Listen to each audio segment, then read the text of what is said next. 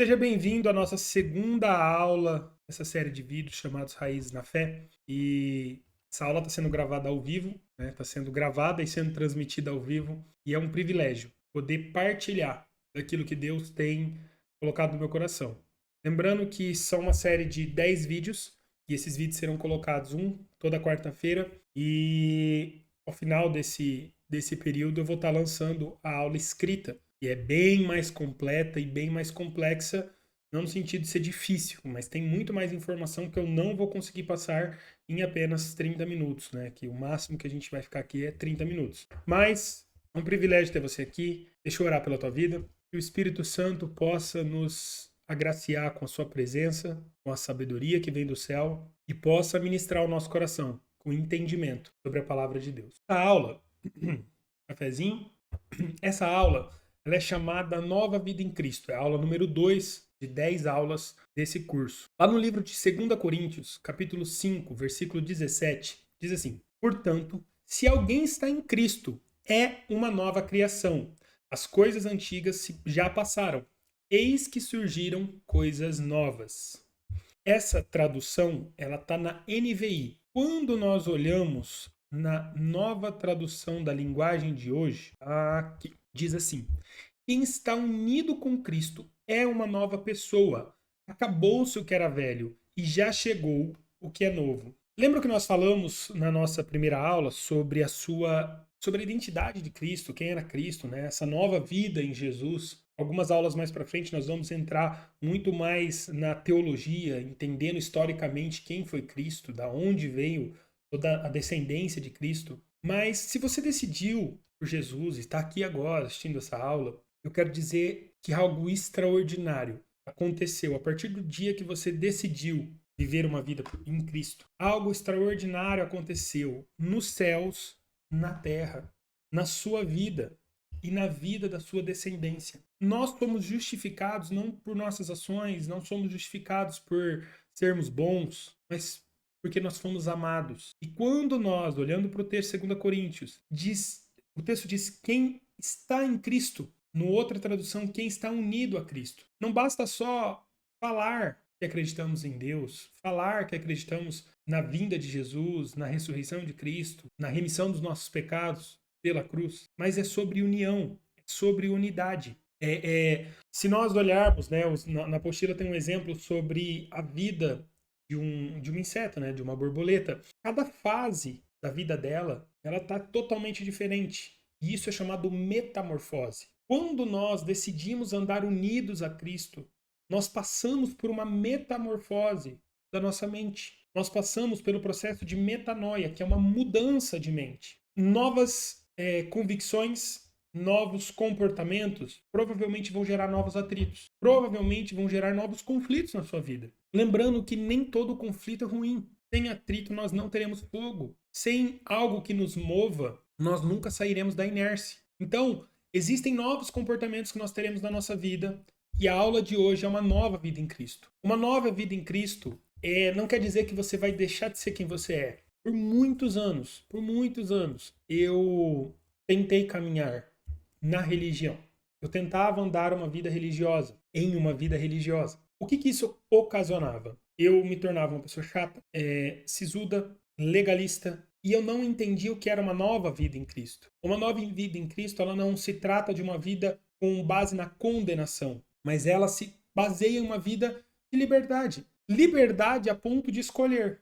Escolher andar unido com Cristo. Lá no livro de Tiago, versículo 1, diz assim: Meus irmãos, considerem motivo de grande alegria o fato de passarem por diversas provações, pois vocês sabem que a prova da sua fé produz perseverança, e a perseverança deve ter ação completa, a fim de que vocês sejam maduros e íntegros, sem que falte coisa alguma a vocês. Por que nós estamos abordando uma nova vida em Cristo e dificuldades e conflitos? Porque a partir do momento que você está em Cristo, você se torna uma nova criatura. E uma nova criatura, nós usamos o exemplo, né, da borboleta, ela vai passar por novos desafios. Você não tem como esperar que os desafios da fase passada sejam iguais agora. Você vai amadurecendo, você vai crescendo, e isso se trata do físico, do espiritual, do emocional. Então você tem novas fases. Teve um vídeo que eu lancei essa semana que diz, né, uma frase que eu ouvi,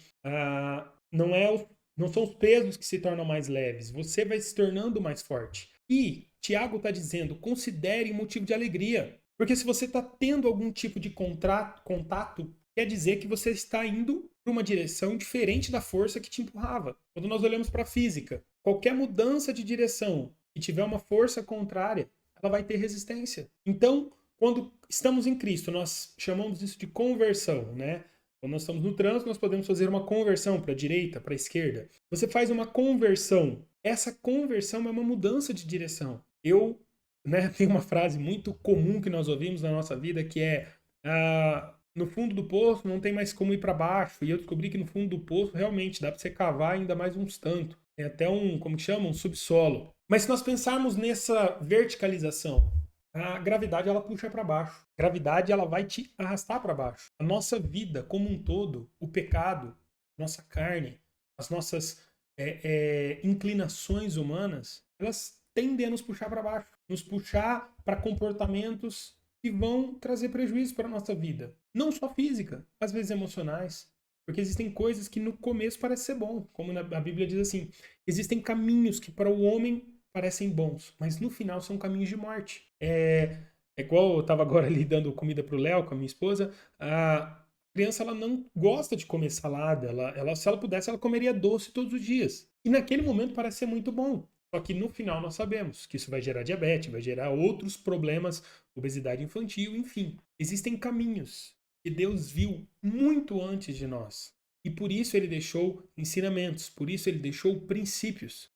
Por que eu estou usando a palavra princípios e não leis? Porque princípios, eles estão acima porque princípios estão acima da lei. Na primeira aula nós falamos, né, que a lei de Moisés veio para trazer um padrão comportamental. Os princípios de Cristo vieram para elevar o padrão comportamental. Vieram para elevar um padrão de santidade.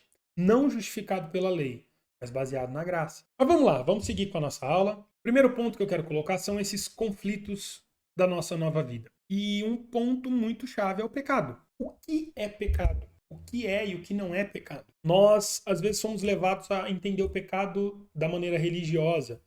Existem denominações, igrejas, enfim, que vão classificar como pecado coisas que não são pecados, são costumes. E aí a gente pode entrar um diálogo para entender se o costume é pecado ou não, e não é o caso. Pecado é aquilo que te separa de Deus. Pecado é literalmente aquilo que faz uma cisão entre o teu espírito e o espírito de Deus. Pecado, ele gera morte. Mesmo que não seja a morte física instantânea, ele gera uma morte. Ele gera algo que vai romper com a tua alma.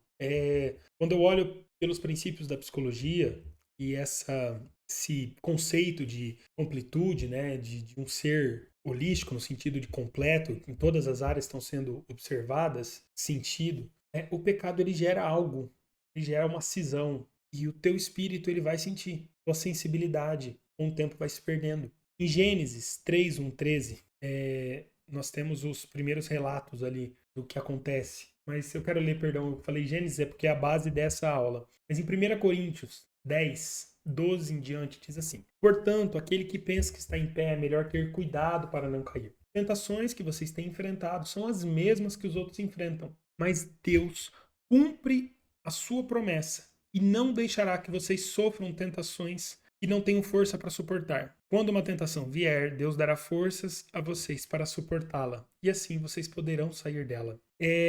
Nós costumamos quando eu falo nós, tá? É uma figura de linguagem para esse movimento religioso. Dá muita ênfase no poder do pecado, na influência da carne. Mas a carne é fraca, o pecado, o erro, eu não dou conta. Só que nós estamos retirando Deus da equação. O texto está falando com clareza. As tentações que vocês têm enfrentado são as mesmas que os outros enfrentam. Desculpa, mas você não é um escolhido para padecer mais nessa terra. Claro que cada um tem a sua porção de sofrimento. Cada um tem as suas angústias. As tentações que você enfrenta, outras pessoas enfrentam. Nós não estamos sozinhos. Nós não estamos sozinhos. E o próprio Cristo veio, padeceu de todas as tentações, mas nada o fez quebrar o seu relacionamento com o Pai.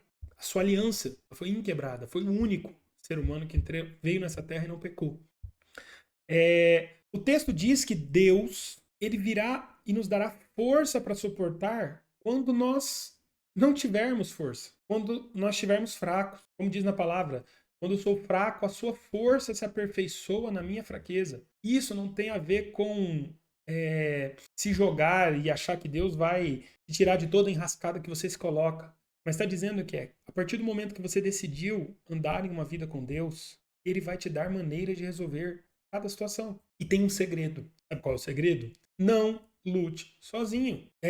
Como eu disse, eu fui convencido durante a minha vida inteira. Há 9 anos e uns quebrados, eu me converti genuinamente. Mas eu nunca andei sozinho. Claro, eu amadureci com o tempo. Hoje eu consigo lidar com algumas coisas, eu com Deus. Mas muito do meu processo passou sobre coordenação, no sentido de não uma supervisão no ponto de que nós não podemos andar sozinhos, viver sozinhos, mas um acompanhamento, um discipulado que me levava a uma caminhada.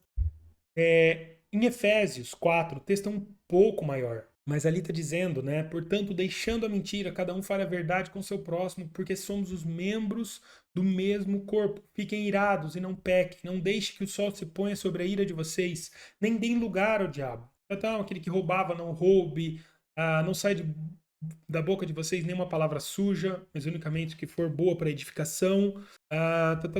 Não entristeça o Espírito Santo. O texto é cumprido, Efésios 4, 25 ao 32. O texto está elencando alguns comportamentos que podem te afastar de Deus. Os desafios dessa nova vida, o conflito dessa nova vida, né? A aula se chama A Nova Vida em Cristo. E essa nova vida vai gerar novos conflitos. Se nós usarmos lá atrás aquele exemplo da lagarta e da borboleta, não dá para uma borboleta ficar se arrastando no chão. Não tem como. Esse tipo de comportamento já não cabe mais a ela. Não cabe mais para um homem casado um comportamento de solteiro. Quer dizer que ele não pode ter amigos? Quer dizer que ele não pode ter os momentos de individualidade dele? Claro que pode, de maneira saudável. O que ele faz e como faz e com quem faz tem que ser revisto. Em outros momentos eu vou estar falando mais sobre temperamento, mas talvez você ouviu aquilo, né? Dizendo, mas o meu temperamento é esse, eu sou uma pessoa colérica, eu sou estressado e eu explodo mesmo.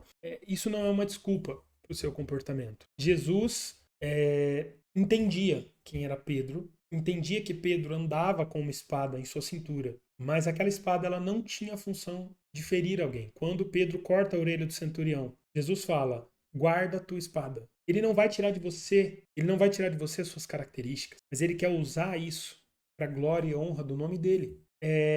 Outro ponto que eu quero colocar só sobre a questão do pecado para a gente encerrar essa parte. Lá em Gênesis 4, 5, 7 diz sobre a história, né? Em Gênesis 4 fala a história de Caim e Abel. Lá no versículo 5 diz assim, mas de Caim e de sua oferta não se agradou. Caim ficou irritado e fechou a cara. Então o Senhor lhe disse, por que você está irritado? E por que essa cara fechada? Se fizer o que é certo, não é verdade que você será aceito? Mas se não fizer o que é certo, eis que o pecado está à sua porta, à sua espera. O desejo dele será contra você, mas é necessário que você o domine. Nós não precisamos de outro texto para ilustrar qual é o conflito da nossa nova vida com o pecado. Se você fizer o que é certo, Jesus vai te aceitar. Ele morreu por você, mesmo nós sendo, todos nós somos pecadores, e ele morreu por nós. Mas sobre a conduta, se você fizer o que é certo, se você fizer aquilo que é correto, não tem como o Senhor não aceitar o nosso relacionamento. Agora, o pecado, ele tá às nossas portas todo santo dia. E a diferença de um santo, entenda quando eu estou falando santo, é alguém que vive em santidade, não quer dizer alguém perfeito. E alguém que não é um santo é porque ambos caem, mas esse escolhe se levantar. Esse escolhe não ficar no chão. Não quer dizer que ele não se suja, mas ele sempre está disposto a se lavar, a se limpar. A diferença clara entre Davi e Saul é porque quando Saul era pego no seu erro, ele tentava justificar. Quando Davi foi pego em seu erro, em seu pecado, em sua escolha, primeira coisa que ele falou, olha, perco tudo, eu só não posso perder a presença de Deus. Caim foi o primeiro homicida da história da humanidade. E o Leonardo tá me chamando, por isso que eu tenho uma travadinha aqui. primeiro homicida da humanidade. Só que ele teve a oportunidade. Ficou irritado? Sem problema nenhum. Fechou a cara? Tá tudo bem. O problema é que ele não dominou e permitiu-se ser dominado pelo desejo do pecado, pelo desejo da vingança. Indo, só conferindo o tempo da nossa live. Outro ponto que pode dificultar a nossa caminhada com Deus nessa nova vida são as nossas dúvidas. Romanos 14, 23 diz assim: mas aquele que tem dúvidas é condenado a se comer, porque o que faz não provém de fé, e tudo que não provém de fé é pecado. Nós temos a nossa crença baseada na fé. Nós temos a nossa fé baseada em Cristo. Tudo aquilo que não provém de fé, e fé não é ser ignorante, porque nós podemos escolher sermos ignorantes. Nós temos a palavra de Deus, nós temos acesso à palavra de Deus. Nós temos acesso a pessoas sérias que realmente estudam a história, a teologia e todo esse processo para que a nossa fé seja embasada em certezas. Mas a fé totalmente antagônica à dúvida. Fé é a certeza das coisas que nós não vemos. Fé é a certeza daquilo que nós esperamos. E aí vamos lá, Hebreus 11, 1 ao 3. Ora, a fé é a certeza de coisas que se esperam, a convicção de fatos que não se veem. Pois, pela fé, os antigos obtiveram bom testemunho. Pela fé, entendemos que foi o universo formado pela palavra de Deus, de maneira que o visível veio a existir das coisas que não aparecem. Ela é o antagônico da dúvida. A nossa palavra, nossa vida, ela tem que ser pautada na palavra de que sem fé é impossível agradar a Deus. Deus busca um coração que tenha fé. Eu falei isso para alguém esses dias. Seria muito simples se Deus se manifestasse fisicamente. Para toda a humanidade ver isso, chegará o dia. Chegará o dia que todo joelho se dobrará e toda língua confessará. Porque será visível. Nós veremos a glória de Deus. Mas seria muito simples. Porque Deus não quer que nós sejamos manipulados. Ele não nos fez desprovidos do livre-arbítrio, porque não teria o porquê ser adorado genuinamente por um ser que não tem escolha. Não, nós temos escolha. Hebreus 11, 6 diz que sem fé é impossível agradar a Deus, pois quem dele se aproxima precisa crer que ele existe e que recompensa aqueles que o buscam. O fato de não buscar a Deus, o fato de ter dúvida se Deus está te ouvindo, é muito complicado, porque isso não permite que você encontre Deus. Como que Deus vai se aproximar de alguém que não se aproxima dele? Tem pessoas que têm o hábito de ir atrás de profetas, de profetada, e precisa de ouvir que alguém, né, no meio de uma multidão, diga: olha, Deus está falando com você. Eu não estou invalidando o processo da profecia. Nós temos relatos bíblicos e é um dos 5 ministérios. Todavia, você tem seu quarto, você fecha sua porta, fala com o Pai em secreto. Isso é uma prova de fé. É uma prova de que mesmo não tendo ninguém te ouvindo, Ele está te ouvindo. E pode ser que Ele use alguém para confirmar coisas que você colocou no seu secreto. Mas se não fizer, pode ter certeza, Ele vai confirmar através da palavra, Ele vai confirmar através do seu coração. Lá em Salmos, capítulo 37, versículo 5, diz assim: entrega o teu caminho ao Senhor, confia nele e o mais ele fará. Fará sobressair a tua justiça como luz e o teu direito como o sol ao meio-dia. Descansa no Senhor e espera nele. Não te irrites por causa dos homens, do homem que prospera em seu caminho, por causa do que leva a cabo os seus maus desígnios. O texto está dizendo: entrega todo o seu caminho a Deus, confia. Você confia em Deus. Você vai contra esse espírito de dúvida. Então, esses 2 pontos que eu quis colocar, que são coisas que podem dificultar ou atrapalhar essa nova caminhada, essa vida nova com Jesus. O pecado e as dúvidas. E é quase que pleonasmo, né? Porque toda dúvida ela não profere fé, é pecado. O ponto B dos sinais da nossa nova vida são a santificação. 1 Pedro 1,15 diz assim: mas assim como é santo aquele que o chamou, sejam santos vocês também em tudo que fizerem, pois está escrito: sejam santos porque eu sou santo. E é essa santidade. Jesus, ele é a referência. Nós somos seres comportamentais e nós precisamos de referências. Por isso que Deus criou todo um processo, uma estrutura familiar, para que nós tivéssemos referências. E a nossa referência de santidade é Jesus. Eu sei que a série The Chosen é uma série, usa alguns elementos históricos, bíblicos, algumas conjecturas, porém eu acho ela extremamente fiel à minha percepção de como Jesus era. Eu não vejo Jesus como um fariseu, mas eu vejo ele como um homem que ria, que brincava. Eu até brinco, eu não consegui assistir a série inteira porque eu desidrato assistindo. Porque eu vejo ali a referência de um homem e que nós podemos ser nós mesmos e buscar esse nível de santidade. Santidade não quer dizer que você não erra, mas que você está disposto a se limpar. Hoje eu tive uma situação e um amigo me chamou a atenção. Ele nem sabe, mas eu falei pra ele, cara, obrigado. Ele falou, obrigado pelo quê? Eu falei, não, porque quem tem ouvidos, ouça. Quem tem ouvidos, ouça o que o Espírito diz à igreja. Você é a igreja. Essa santificação, ela passa por um processo de relacionamento com Deus, para que você tenha sensibilidade à voz do Espírito. Santificação, ela faz parte de uma vida íntegra. Ela faz parte de uma vida plena. Porque Jesus nos ensinou a andar em uma vida correta. Uma vida onde nós buscamos santidade, porque nós queremos relacionamento com Ele. Como eu disse, a aula é bem grande, ela não foi feita para ser colocada em muitos pontos, ela é feita para ter 2 horas. Né? Nós estamos quase chegando no final da nossa aula.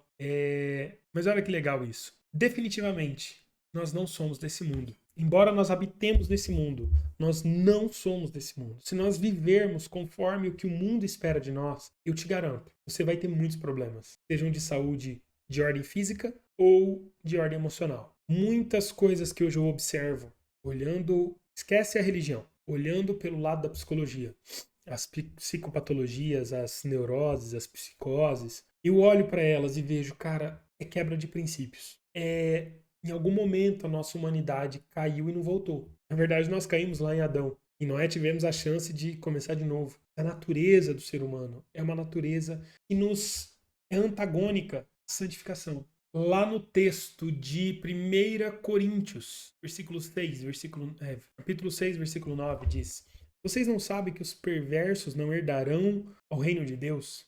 Não se deixem enganar, nem os imorais, nem os idólatras, nem os adúlteros, nem os homossexuais, passivos ou ativos, nem ladrões, nem avarentos, nem alcoólatras, nem caluniadores, nem trapaceiros herdarão o reino de Deus. Assim foram alguns de vocês, mas vocês foram lavados, foram santificados, foram justificados no nome do Senhor Jesus Cristo e no Espírito do nosso Deus. Eu quero fazer um parênteses muito pontual. Hoje nós temos dificuldade de falar em alguns temas, porque tudo arremete a preconceito, a acepção de pessoas. Pelo contrário, o texto está deixando muito claro que são pessoas que praticam atos, ações, comportamentos que lhes afastam de Deus. Aqui não está fazendo uma colocação sobre uma pessoa porque ela é pior ou melhor do que outra. Mas aqui está dizendo que se você escolhe esses comportamentos em detrimento do seu relacionamento com Deus, por que você quer passar a eternidade com Ele? Quando nós buscamos uma vida em santidade, nós estamos treinando para viver uma vida na eternidade. Uma vida de santidade é o treinamento para você viver uma vida na eternidade. Porque os prazeres que você desenvolve são os prazeres que agradam a Deus. E eu vou te dizer, você pode tanta coisa naquele que te fortalece. Porque você pode tudo ele te fortalece. Tudo aquilo que é bom, tudo aquilo que é santo, tudo aquilo que é puro.